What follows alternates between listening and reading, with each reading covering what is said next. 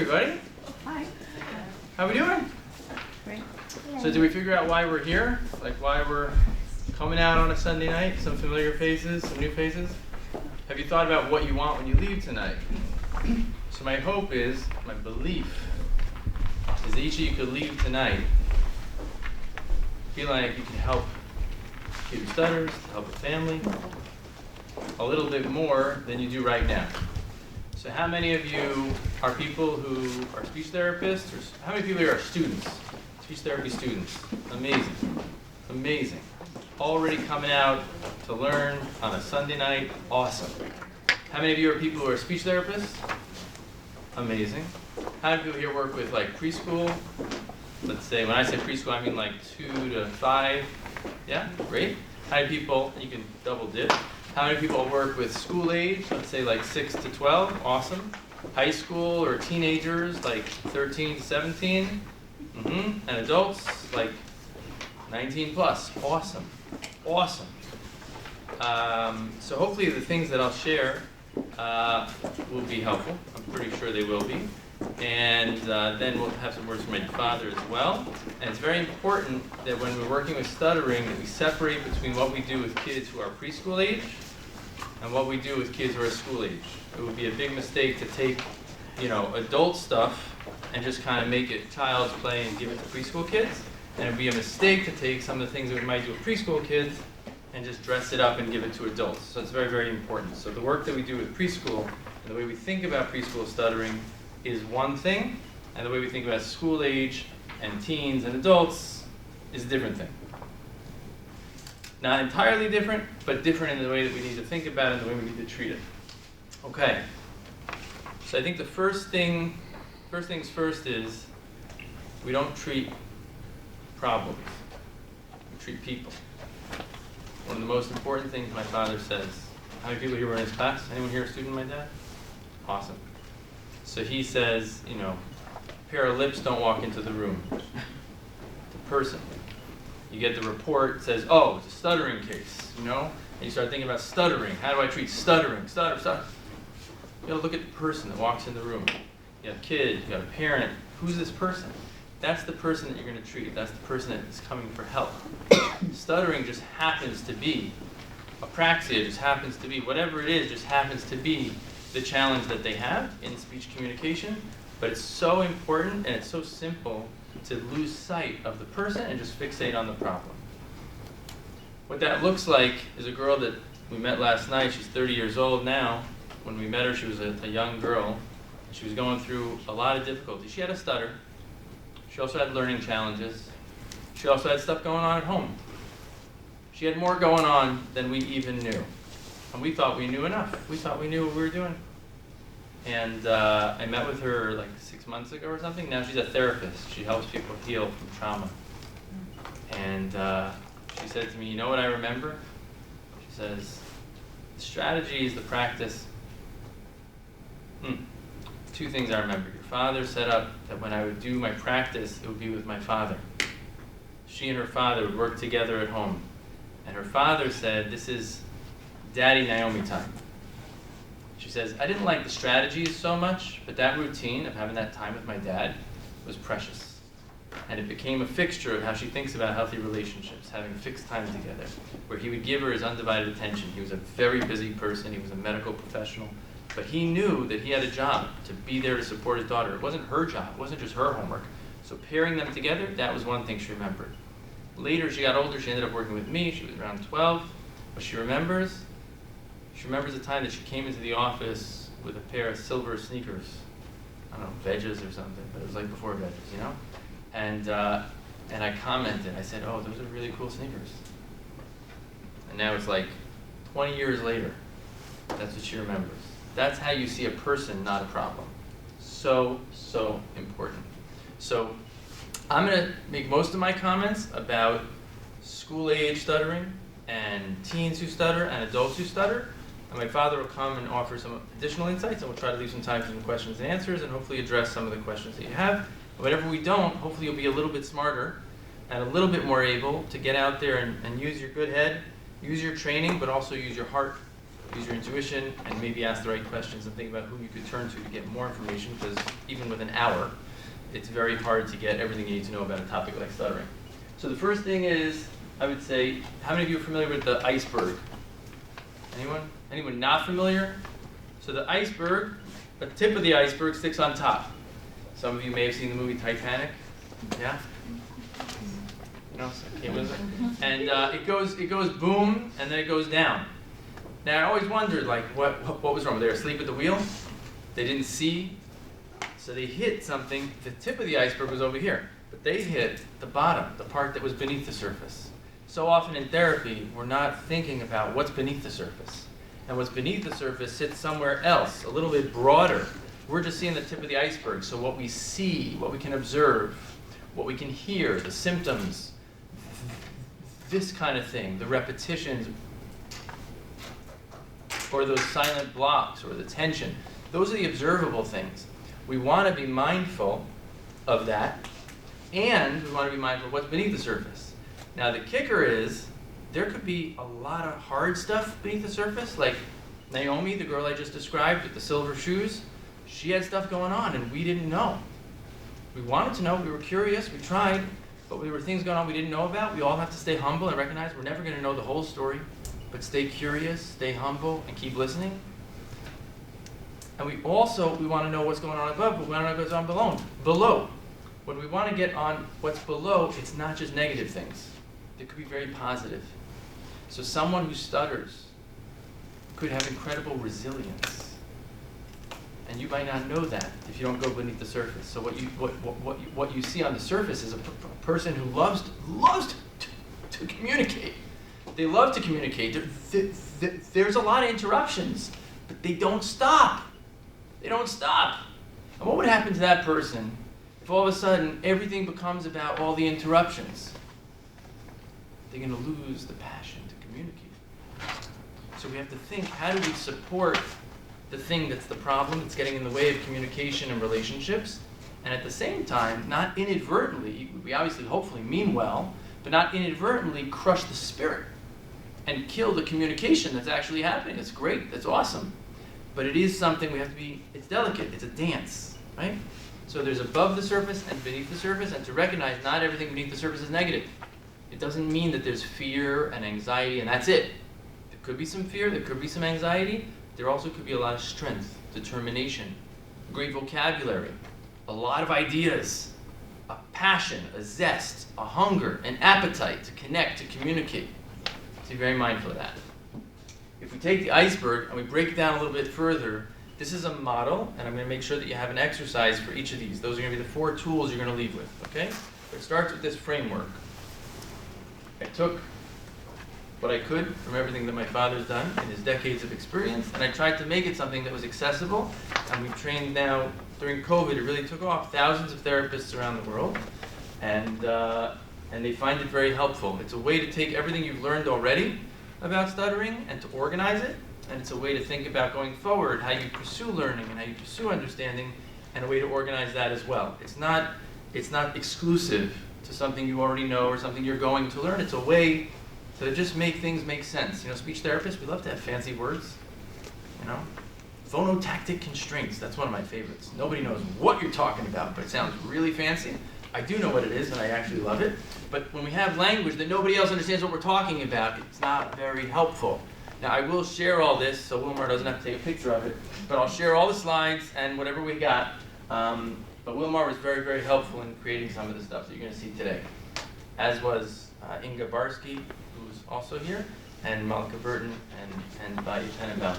Okay, so if you think about it, the 4 things are, number 1, self-knowledge. Kind of looks like a light bulb, right? Self-knowledge. It's very hard not to get a speeding ticket if you don't know how fast you're driving. If you don't know how fast you're driving, you're probably going to get a ticket or someone's going to honk at you. So the first thing you need is a dashboard. You got to know what's going on, what's up, how does this thing work? Oh, the right pedal's the gas? Huh, thanks. Right? You can't get very far in a car or not get into an accident if you don't know that. So self-knowledge means making sense of stuttering, making sense of yourself, having goals, making a plan that's realistic, that's not too ambitious, but also not selling yourself short. Second thing is self-adjustment. What are the things you can turn the gears? Very important. It's very subtle. We had to spend a lot of time thinking what would be a good image for self-adjustment. Most of speech therapy works like a mechanic shop. People roll the kid in, we do some tinkering, we lift up the hood, do all kinds of stuff, and there you go. We do it, it's fine. Got to adapt, be responsive. So the kid rolls in, they roll up the hood, and we do all the work. Or we tell them they got to do the work. But it's like a fix-it shop. It shouldn't be that way. It shouldn't be that way. So again, with school-age kids, teens and adults, it's so important. You'll notice the common word in all four is self, like helping the person help themselves, ultimately, right? Going from dependency to independence. The day they hire us, we look forward to the day they fire us. That's what we say. You know, in a good way, hopefully. You know, that we helped, and then they're on their own to fly. Spread your wings and fly. So self-adjustment is all the traditional speech therapy stuff, techniques, mechanics. What are the things? Oh, try talking like this. Let's see what happens. Does it feel easier? Does it feel harder? What if we try like this? Does it feel like it's flowing more? Does it feel like it's getting more stuck? Self-adjustment. The third one is self-acceptance. Learning how to practice self-care, compassion, and being comfortable in your own skin and in your own voice. I won't ask you to raise your hands, but I've been to a couple speech conferences. I've met a couple speech therapists. Not always the most comfortable crowd. Sometimes very tense, high standards, like things to go a certain way. They got a plan, they got their long-term goals, they got the short-term goals. What could go wrong, right? We got a plan. This is going to go just like that. And then what happens? You work with families, you work with kids, you work with people. They don't work the way the plan was supposed to work. So either you break the people or you break the plan, hopefully the latter. But self-acceptance is something we got to do also. We got to do that. We got to help parents, we got to help kids. And it's not like abracadabra, boom. You become accepting and you become comfortable. It happens gradually. You become more comfortable with certain things, even though other things continue to be hard. It's gradual and it's situational, just like stuttering. If you know any people who stutter, they usually don't stutter the same in every place all the time, right? So self-acceptance is also situational. And then self-advocacy is the last step, which is like last night, Naomi teaching us about stuttering therapy. She's the one who stutters. She's the expert. So she's advocating, she's teaching, she's sharing her knowledge. It doesn't mean we don't know what we're doing. It doesn't mean we don't have what to offer. But we also need to listen to the people who are living in the skin of stuttering, to listen to the parents that are living with this. What have they learned that's been helpful? I love to talk to kids, or I do, but like Friday, I had a phone call with a mom and a 13-year-old, and I said to the boy, oh, you've had therapy before? Cool, like, what was the dumbest, most unhelpful thing that you had in speech therapy? And he's like, I said, was there anything that was hurtful, that like made you uncomfortable? His mom's sitting next to him, it's a phone call, I didn't see them. And he's like, yeah, actually, yeah. And mom was like, you could hear on the phone her jaw dropped. Yeah? Sometimes we do things that push people a little too far out of their comfort zone, or ask people to do things we might not even do ourselves. The key is to learn how to do self-advocacy, is to help people become comfortable in their own skin, in their own voice. That's the first part, self-acceptance. And then self-advocacy is to talk it out. Like, let other people know what's up. Like, hey, Hanukkah's coming up, the holidays are coming up. I don't want Uncle David to ask me for the umpteenth time what school I go to, Mag and David. Like I told him, I haven't switched. How many other schools are there, you know? So self-advocacy is letting people know what's up, what you like, what you don't like, so that they start to understand, oh, that's how I want you to do things. I want you to do more of that, less of that. Speaking up for oneself. So we think of every person who stutters needs a little bit of everything. It changes in measure for each person. A simple tip to ask people is when they come in, let's say you're working with a school-age kid, a teen, or an adult, you can ask them self-knowledge. How smart do you feel about stuttering? 1 to 10. How smart do you feel about yourself, your strengths, what you're really good at, your gifts, your superpowers, and your kryptonite? What's hard for you? What's challenging? Situations where you want to do different, where you want to do better. How smart do you feel about that? And some people say, oh, I feel like 9 out of 10, you know? And other people are like, I have no idea. Like I was valedictorian at Harvard, but I couldn't tell you 2 intelligent sentences about stuttering. It's a complete enigma to me. That's a shame, but let's do something about that. But that tells us something. So that's self-knowledge. Also with parents, and even with parents of young ones, they have to understand what stuttering is and what stuttering isn't, right? And that's where this infographic is a little bit of a beginning. Myths that people think about stuttering that need to be debunked.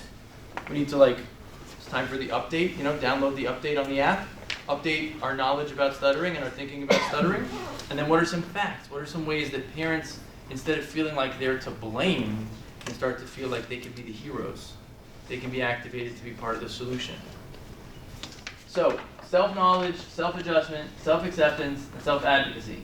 So let's take a look, one exercise for each one so far, just like, I don't know, if you have 10 fingers and you can raise them, how we doing? Like 5, 2, 1 to 10, how's it going so far?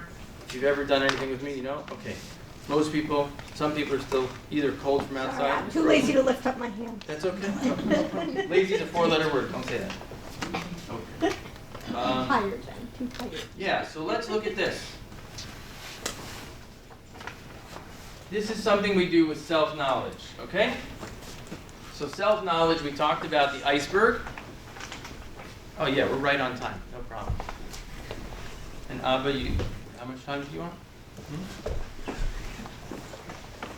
Okay, so I think something that's really helpful, and this comes also out of something that Naomi was talking about last night with us. Ask a child, a teen, or an adult, what does your stutter look like? This gives you a sense of their self-awareness, right? What does your stutter feel like? What does it feel like when you stutter? Feeling could be the feeling of tension. You could ask a person, point to where you feel your stutter. Like, point to your stutter. And sometimes they're like, I don't know what you're talking about. And I'm like, well, like, do you feel it over here? Do you feel it over here? Do you feel it over here? Over here? And then they'll often pick one or more of those. By the way, if you ever want to think about like stuttering versus word finding, or stuttering versus like language, the kid who tells you it's over here, often that means everything's chugging along, it's all set and ready to go. The language is all lined up, they know what they want to say, they have the words to say it, it's just the mechanics, not speech motor, it's not happening. But it's not a language thing, it's not a lack of intelligence.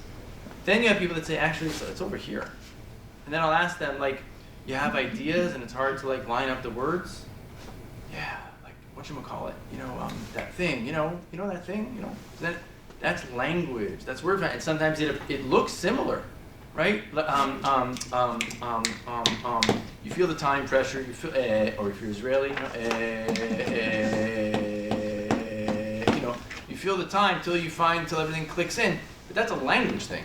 That's not a speech motor thing. So that's the difference between those two. But an example would be to ask someone, where do you feel it, or what does it feel like? Some people will say it feels exhausting. It feels like pressure. It's like a headache.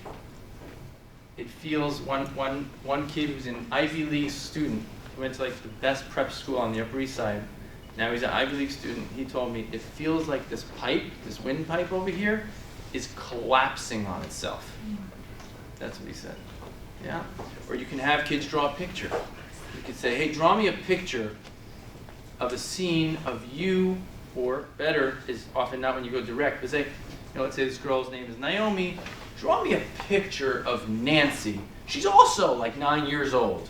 She's not, she's in some other school, but draw a picture of Nancy. She stutters. Draw me a picture of what it looks like. And they might choose to draw a picture of what's happening in the playground. They might choose to draw a picture of what's happening in the classroom. But then you could talk about the picture.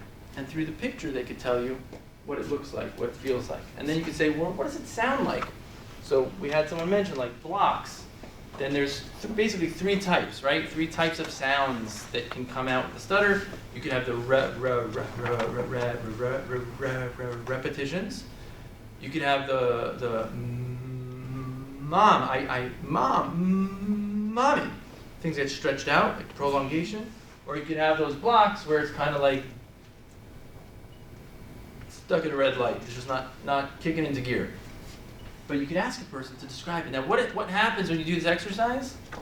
Instead of it being this amorphous, looming monster with no name, no shape, no definition, the person, whether it's a kid, adult, they're naming it. They're giving it shape. They're giving it definition. Now we see what we're dealing with. It's very, very empowering. Okay? So that's one exercise, and that goes with self-knowledge. So So far so good? So you got one tool. Okay? Next. Let's see what else we got. Okay.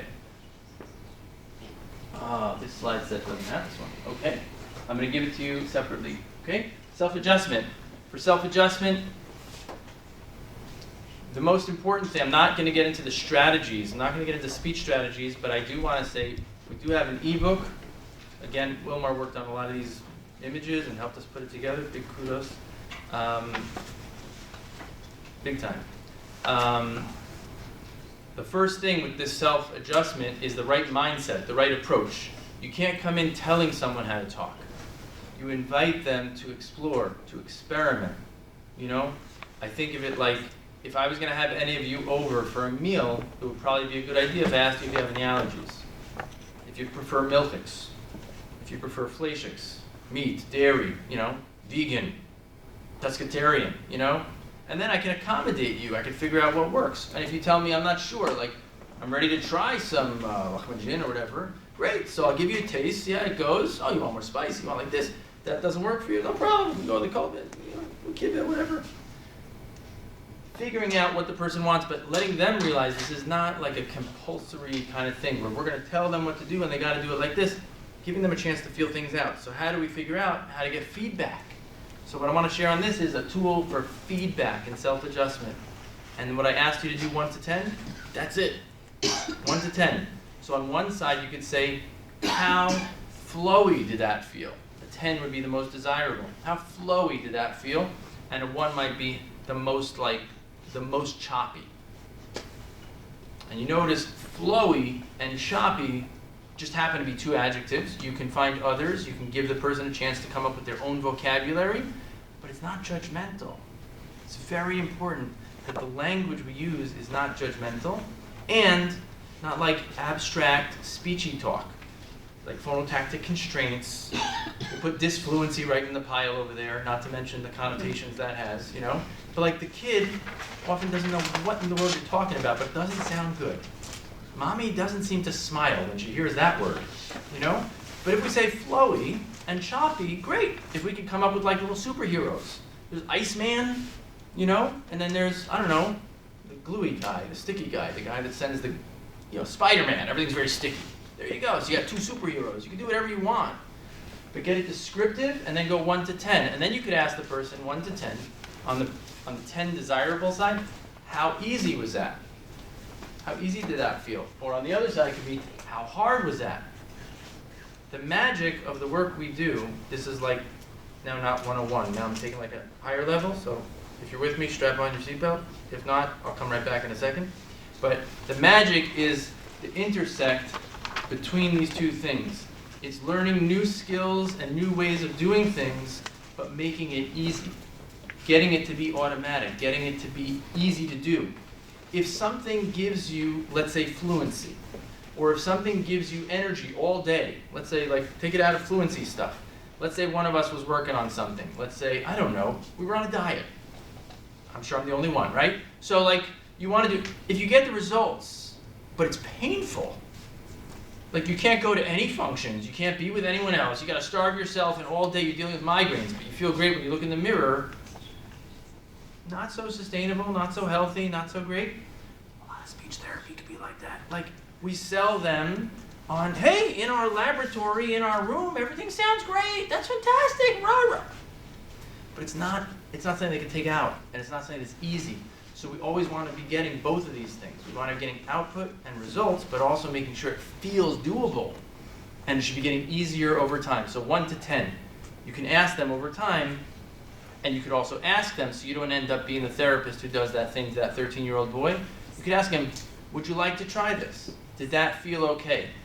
And if you give the person permission to say, that didn't feel okay, I don't want to do that. Okay, maybe not yet, we won't do that. We can revisit it, you know? So that's an idea for self-adjustment. The tool is the 1 to 10, getting feedback. Okay, I'm back to the 101, we're good? Everybody good with me still? Okay, great. Self-acceptance.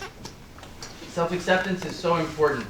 Self-acceptance, a tool I would suggest, is to think about, you don't have to volunteer your answer, but I'll ask everyone here a question, and I just want you to like listen to your own voice. Even close your eyes. And imagine that I called you and I said there's a family with a kid, and this kid is 4 years old. He has extremely, extremely severe stuttering. He can't get a word out. His father is also a person who stutters. His mother is losing her mind. She's very, very worried about this. She doesn't know what to do. She doesn't know what to do. And I want to refer them to you. So what thought goes through your head? You don't have to volunteer, but that's the question I want to ask you. I'm going to refer this case, this very challenging case, to you. And I really think you got this. I believe in you. What goes through your head as a speech therapist tonight? And there's no right answer or wrong answer. How many people here had something that was on the positive side? Yes! Send it! Anyone have that? Like towards the positive? Great. Awesome. Awesome. That's great. And how many people had something that was a little bit veering towards the, I don't know if I'm the right person. I don't know if I could do this. Please no. Please no. One person raised their hand. The rest of us were nodding. Great. The point is, people who stutter have those same thoughts. The people we work with, the mothers, the fathers, they doubt themselves. They doubt if they could do it. So self-acceptance is really unpacking, shedding light on what are those thoughts that they have on the inside about themselves. What are the thoughts they have about the stutter? I'll never beat this. I'll never be able to be loved. I'll never be able to get married. I'll never be able to give a speech. I'll never be able to raise my hand in class. I'm going to be in the bathroom every single time there's reading. How many adults who stutter say the safest place in school was the bathroom? If there's one thing you do tonight, leave tonight thinking about that school-age kid, that shouldn't be their experience, that they should feel that maybe you, or that you help them find that place or person that's a safe place, that's a person that could be a champion for them. Yeah, it shouldn't be a bathroom. They shouldn't go to the bathroom to be safe. So self-acceptance could be the beginning of shifting, like, yeah, I am funny. Yeah, people do like to hear what I have to say, as opposed to, nobody wants to listen to me. So the self-acceptance starts with opening up, like, what are the thoughts and the feelings that a person has, and letting a person kind of like share that. Put it down. Again, it could be done through pictures. It could be done through statements and seeing what they connect to, what they relate to, what do they identify with. And then it could be like, let's watch this person, like later tonight at 8 o'clock. Hopefully, I'm not going to say names, but I think there are going to be some pretty extraordinary people that are going to be coming, people that stutter. People who, most people would say, this person could never do this person could never do that. And what they're doing is beyond what most people who don't stutter are doing. They're doing the most incredible things. And it's not just pie in the sky, touchy-feely. Like, it's proof. So giving a young person evidence that there's someone out there who stutters, who's doing what they want to do, who's a lawyer. If you look at the infographic on the cover, you got Nachum Siegel. Who would think you could be a radio host if you stutter? Okay. You got Mo Mernick. Who thinks you could be an entrepreneur giving a Daf Yomi Shir, having already gone through Shas twice as the Maggid Shir? But when he was a kid, he couldn't even say his own name. That's why he goes by Mo, because he couldn't say Moshe. How cool is that? Moshe, huh? A lot of boys Moshe who stutter. Moshe, there you go. There's a famous person who stutters, huh? Didn't think he could do it. My dad says that was the prototype of speech therapy. He says, please God, not me. You got the wrong guy. I'm not down for this. Send anybody else. They're not going to listen to me. I don't talk good. I don't talk good. Self-acceptance. What does God say? He doesn't say, I'll take away the stutter. And Moshe doesn't say, take away. Who gave man the power of speech? I got this. I know what I'm doing. I picked you for a reason. Put you on a mission. And you're my guy. No one else. You're my guy. Even though you don't believe it. But I'm going to be with you. I'm going to be with you.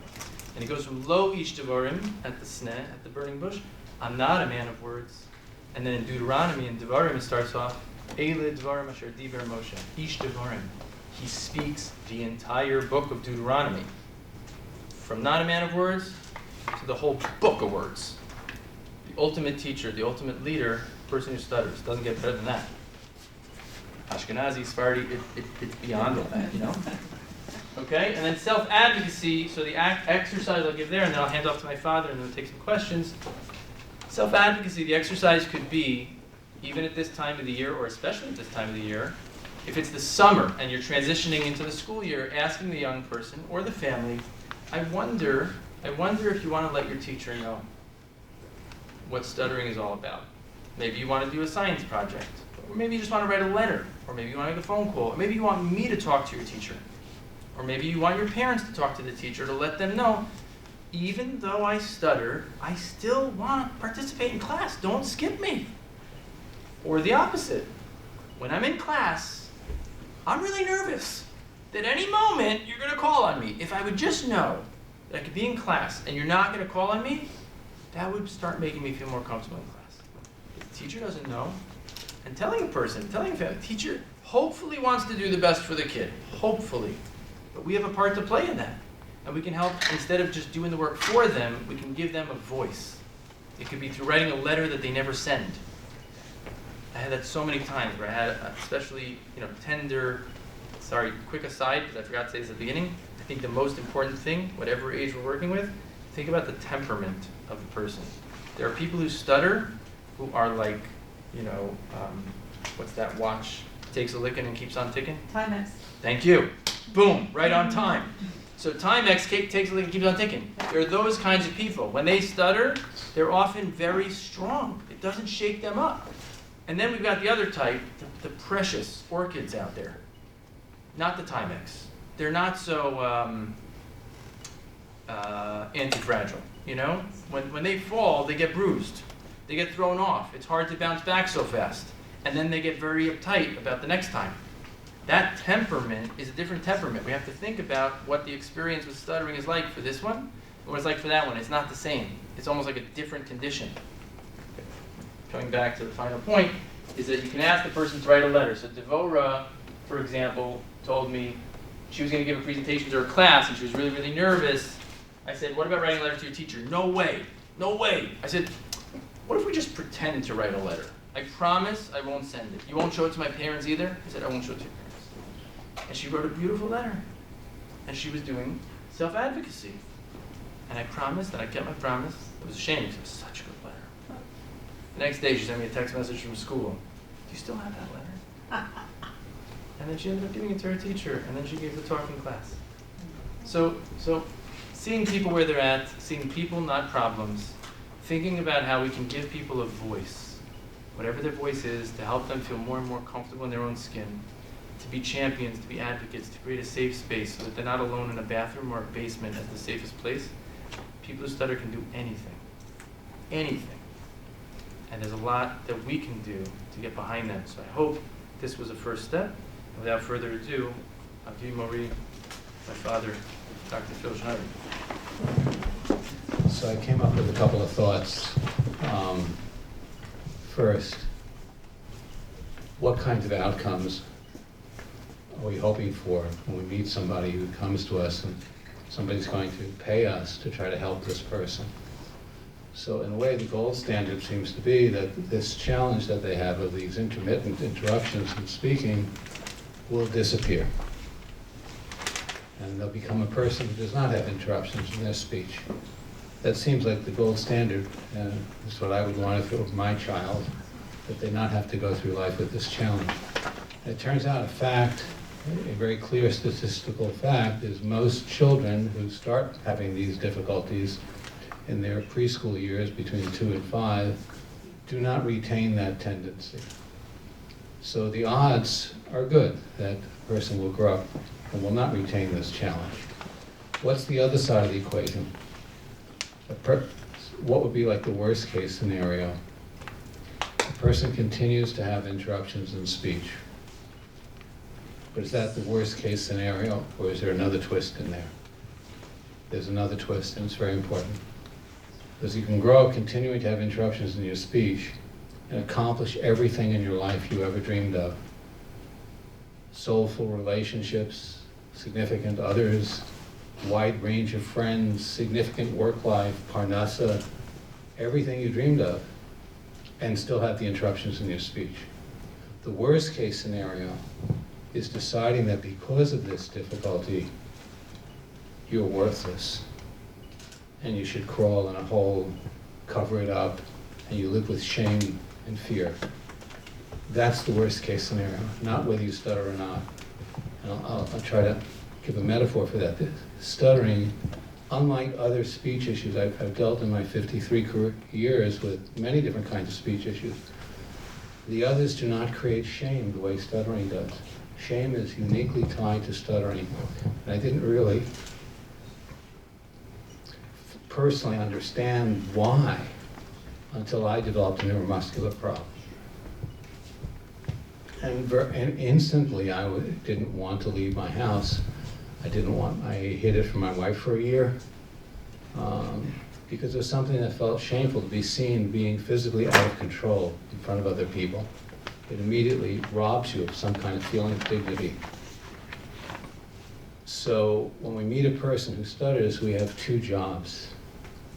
Can we do things with them and with their family that may increase the odds that they do not continue to live with this challenge? It fades away. That's one goal. But simultaneously, the other goal is that they grow up with a sense of being B'Tselem Elohim, having self-esteem regardless of what goes on physically in their lives. You have to do both. You have to have both of those things in your heart and in your mind at every moment. Because the worst case scenario is shame. And we do not have the power to know who is going to retain this and who isn't. So we have to be prepared to know that everything we say and do will strengthen this person to be able to live with strength and courage and dignity, even if they stutter. And at the same time, can they learn something that might help diminish that physical struggle? So I think that that's the one message that I want most to send you away with for this evening, is to be conscious of two sides of that. So if you're too enthusiastic about encouraging a child, just practice a little bit more. Can't you do it more? Oh, that was so great when you did that, but not so great when you did this. You can actually send a message of values of what's really good and bad and what really counts in this world. So I'd say to you, what's more important to you, the shape of your nose or how you feel about the shape of your nose? It might sound like a silly question, but the shape of your nose could be irrelevant, or it could be your whole life. You could turn it into your whole life, chasing surgical procedures, looking in mirrors, and actually becoming disconnected from your own beauty and from what the world wants to have from you, which is connection. So the goal is connection. Communication means commune, means to come together. It's not a speech. Speech is a physical task, but the goal of speech is to commune, is to reveal who you are, what you think and what you feel, and soak in the others. And if you feel afraid because you feel you will be humiliated, you turn away and hide. So that's the biggest thing. So what are simple things? Like Uri mentioned one particular, this girl came to him with shining sneakers, and he said, those are amazing. She remembered that more than a decade later. So don't be, when you meet people, let's say in your social life you meet a new person, is the first thing that you say is, you might look better with a different color clothing. Or you think, the first thing you say is, maybe you should comb your hair differently. Or if you only did this, you'd look better. You would never do that. You always start on the positive side. And gradually, as people feel safe and respected and appreciated and valued, we open up deeper and deeper and become more comfortable to share some of the tough sides. So it's... How much time? Just give me a time frame. No, that doesn't work. I need 5 minutes. Okay, good. That does it. Okay, so I'm going to start with the youngs. I'll share some thoughts about the preschool situation. And quick preface is, when the pandemic started, I gave up my office because I didn't think I'd be sitting with people for a long time, and having an office was very expensive. And I thought, okay, I'm in my 70s, it's over, it's fine. And I was at peace with that. And then people started to somehow find my cell phone number. I closed the office number, and I got calls. And I started to work through the computer. So one of the biggest changes, if you ask me, Phil, what's the biggest change in your work life over the last 5 years or so, I'd say I have discovered ways to work with the computer that are far beyond anything I ever did when I had an office. And I'll share a little bit of that work up at preschool, because the work is really with who's the customer, who's calling you, who's in pain with a 4-year-old. It's the parent. So in the office, the parent, like, you know, the parent with the old paradigm, parent will sit in the waiting area and you're doing something to their kid. Then they pick up the kid, and like getting a shirt from the laundry pressed and cleaned. So you've missed all the power. Who has the most influence on your life growing up? Your mother and your father, sometimes one, sometimes, or some other significant adult. That's the person who needs to be doing the work with the child. So now, there is no mistake about who the therapist is, because when I meet with the parent, I don't meet with the child. I don't even have the child come on the screen with me. The parents, when they call me and they discuss what their concerns are, I say, send me some video clips from your cell phone or smartphone. And if it's someone in the community that doesn't have one, I say, someone else has one, borrow one. And, or realize that for a few $100s, you can have a tool that'll help you and help me help you, and we'll be a team.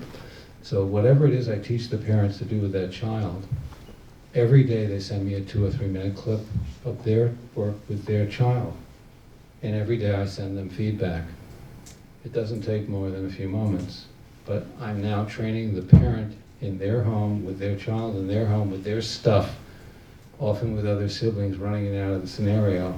I get a real better flavor for what's going on. And the work needs to take place not in my office, in the place most significant to this child. And so I'm empowering the parent, who typically feels like part of the problem, to become the solution. And I encourage them to say positive things to the child about communication, such as, wow, you know, you ask the greatest questions.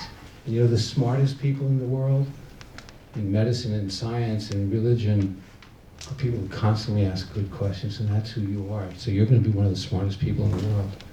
Or you know what? You make us laugh. And you know, we need to laugh. More and more people need to laugh in this world. And you know how to make people laugh. You know, you make my eyes tear with the sweetness and the sensitivity. So when a child speaks, I try to tell the parents how to focus on the ikr of the communication message. What is this child expressing? And how can you express back how much you appreciate and admire that they do this?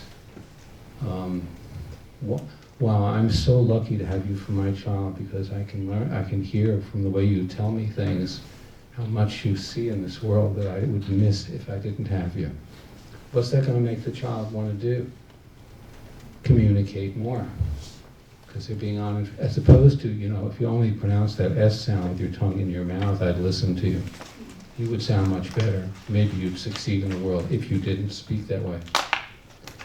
Or in the case of stuttering, you know, the panic in the parent may cause them to do things that ultimately are not healthy for the parent or the child, which is to feel the pressure that they need to fix this to save their child. So by having a relationship with this parent, in the way you deal, in the way you partner up together, you help them ease up that pain and that fear. And doing that helps them be freer to really listen to their child, because otherwise when the child's speaking and the child gets stuck, the parent stops listening to this, to the message, and switches over to, I have to do something to fix this. And by the way, if you want to fix, or if you want to have a person not stutter, what's the simplest way to succeed 100%? Don't speak. So when someone comes to me as an adult and they say, I want to stop stuttering, I say, it's very simple. Pay first, and I'll tell you. And I say, think for a moment. If you're a person who's been stuttering for the last 10 years, 2 years, 5 years, 20 years, and you want to stop stuttering, all you have to do is stop speaking. And the person looks at you and goes, yeah, right, because what you really want is to communicate more. And communicate more means not just how many times I have an interruption. It means, do I feel freer to open up to more people that I want to in ways that I want to? Do I have that strength? And so, that number one goal is freedom of speech. That people should feel sense of Pitzel and Elohim, bumpy speech or not bumpy speech. And at the same time, there are things that can be learned. I don't think that this is going to be the time frame for that, clearly. But I'm always open to hear phone calls or whatever. If anybody has a question or wants to talk further, my email is philspeech@gmail.com. So you can always reach out. Should we switch? Yeah. And I didn't say what I was really, the other part was really fun here. I don't know. Here.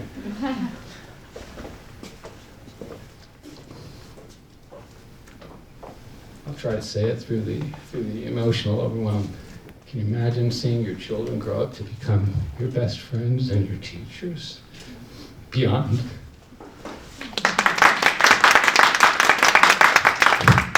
That was bound to happen. Thank you,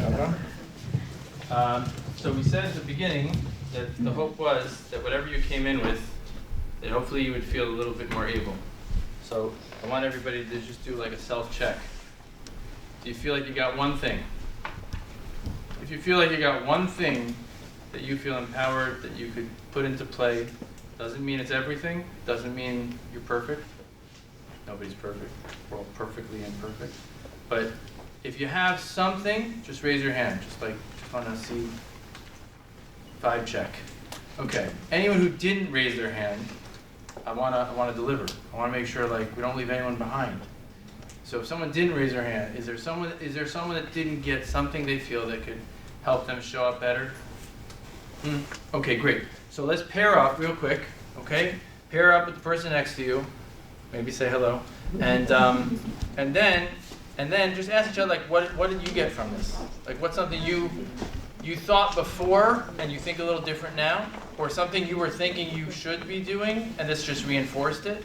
So just share with each other one thing that you got, one thing that you got.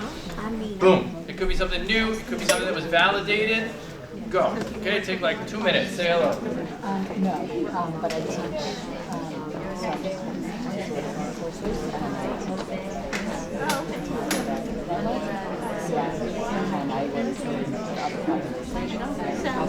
Oh, no.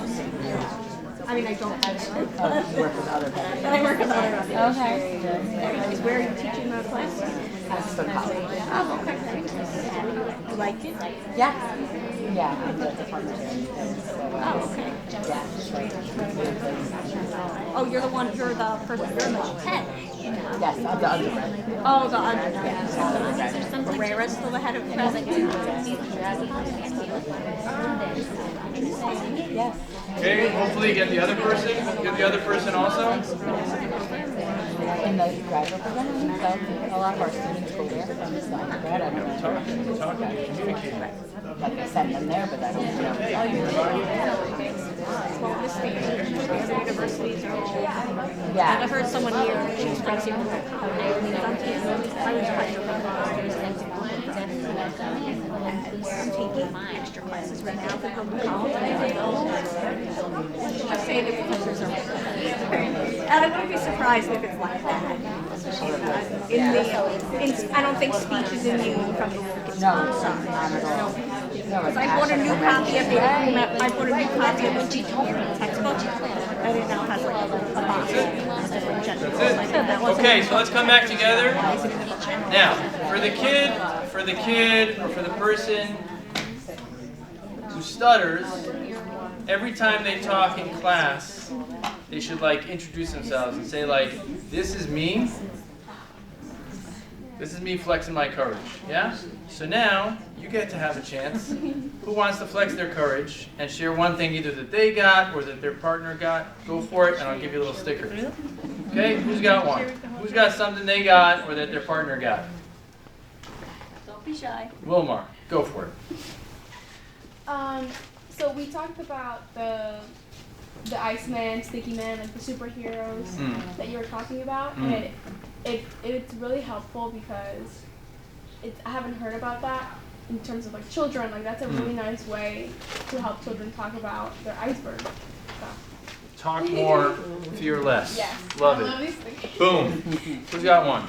Who's got another one? They can share either their own or from their partner. If you said you got something, be courageous. Boom, bye ya, thank you. Giving your kids the self-confidence, how important it is as a parent Mm. to instill, all We the worry all the about the praise, self-confidence. all the praise Give that, it. that Dr. Schneider, that your father spoke about is so important as a clinician and as a parent. Mm. So that's what we discussed. Look at this sticker, you ready for this? Yeah. There's no way to be a perfect parent, but a million ways to be a good one. Mm. How about anyone else? Someone in the back, someone in the front. Oh, there we go, please. Yeah. Yeah? I loved what you said about the anatomy of the stutter, like giving it like structure, like description. Yeah. That was really helpful. Yes. Yes, let's see what we got for you. Mm. Anatomy. She also teaches. I know. Yes, he knows. He knows me. Oh, I don't know who knows When who. she talks, I listen. That's why I got this one. This is a favorite philism, part of his philosophy. When kids talk more when we listen. Love it. Mm. Thank you. Okay, come on. We've got another one. I got a few more stickers. Got two more to go. Miriam. So this applies really across the board, not just in therapy, but when you're trying to teach a new skill, you start out with what the child, what the client is doing well, and work from there. So rather than say, well, if you did it like this, it would be good, you started, well, you're really good at this and you're really good at that, and move from there. Yes. Okay, that works, by the way, not just with this, it works with everything. Yes. I'm gonna get a sticker. Yes. What's impossible today can one day become your warm-up. Oh, you have no idea how appropriate this is for me. No idea. We got one more, come on. Yes, thank you. I was waiting for it. I could feel you sitting on the precipice of, Oh, yeah, definitely. Yes. For me, it was more what you said towards the beginning about the self, and it's about the child. I mean, I'll confess that I saw one of your workshops a bunch of years ago when you came out to film. Actually, it was your father, but it could be you were there too. I don't know. It was sort of when you came out to film transcending this stuttering, and it's more about understanding for the client what works best for them, not what works best for us. And I guided my whole therapy through that along those lines, and I always tell them right away, it's not about how good it sounds to me, it's what works for you. Because for you, it might be much easier to stutter because it's more natural for you, as opposed to the other way. And I've seen amazing results with that. And then throughout, it's really self-guided through that, meaning the focus is on them and not on me. sounds like I should have stopped at the beginning and let you take over. That was beautiful. That was really beautiful. I would just piggyback on that. What I want to leave you with is the understanding that it's not one or the other. It's not about making them feel good. It's not about the strategy. It's not one or. It's finding the right way to integrate and to weave it together for each person. And at the different stages and ages, people need different things. And it's about trying not to get it perfect, but tuning into the person and what they need in that moment, and then adapting as you go, especially if you're running late. So I'll give you the sticker. Courage is not waiting for the storm to pass, but learning to dance in the rain.